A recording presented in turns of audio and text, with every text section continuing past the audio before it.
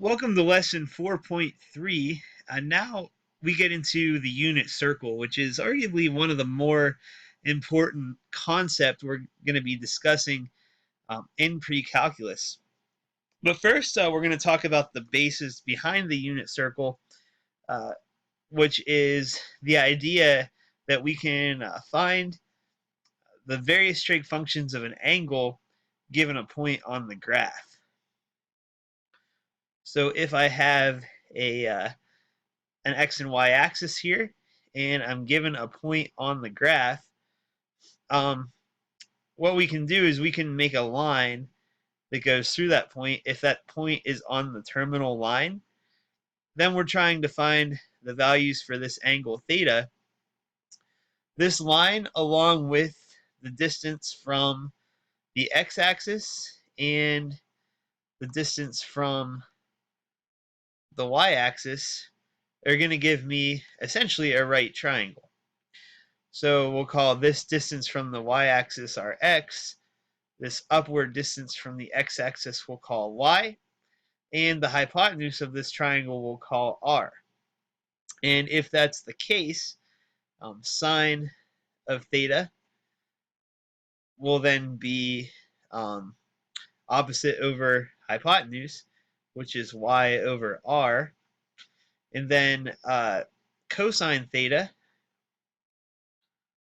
and you'll see why we're calling this r once we get to the unit circle. But cosine theta is adjacent over hypotenuse, which is x over r.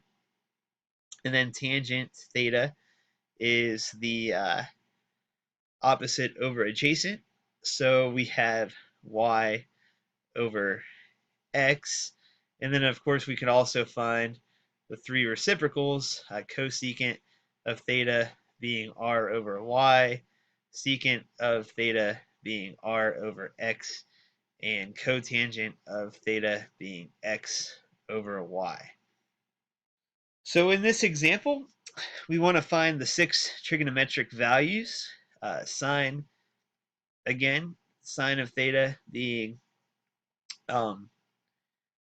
y over r, cosine of theta being x over r, tangent of theta being y over x.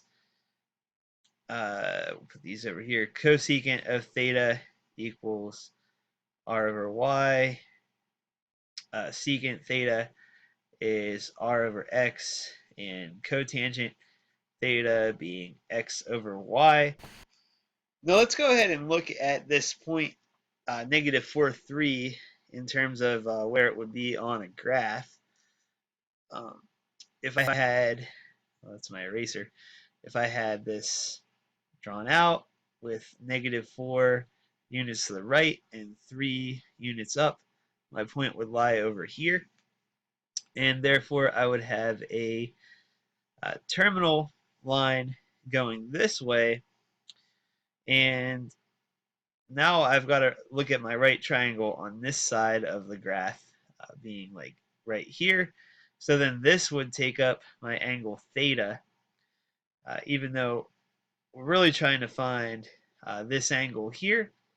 But because what happens when we figure out what this r is, we're going to realize that r would be the same as if this had started on this side of the y-axis. So then, so let's take a look at that actually, how we would find r. We would say that r squared equals x squared plus y squared.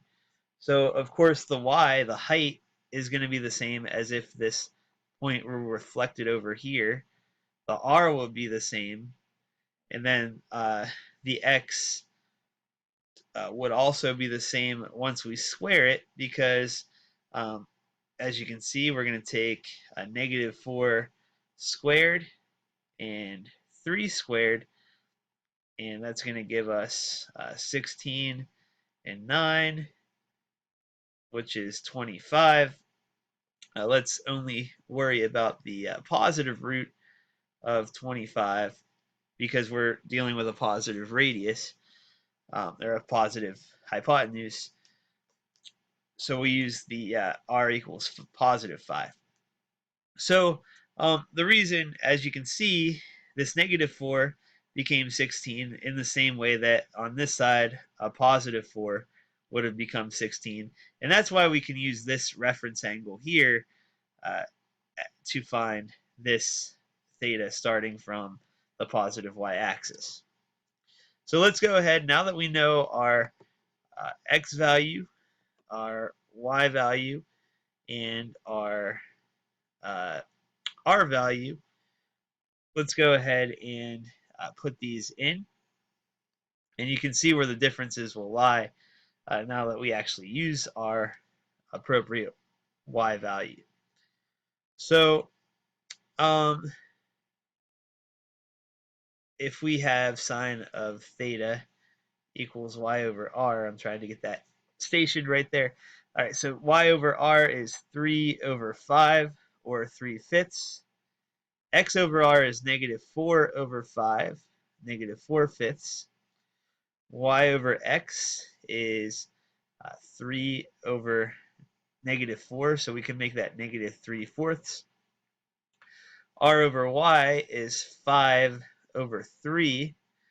R over x is 5 over negative 4, so negative 5/4.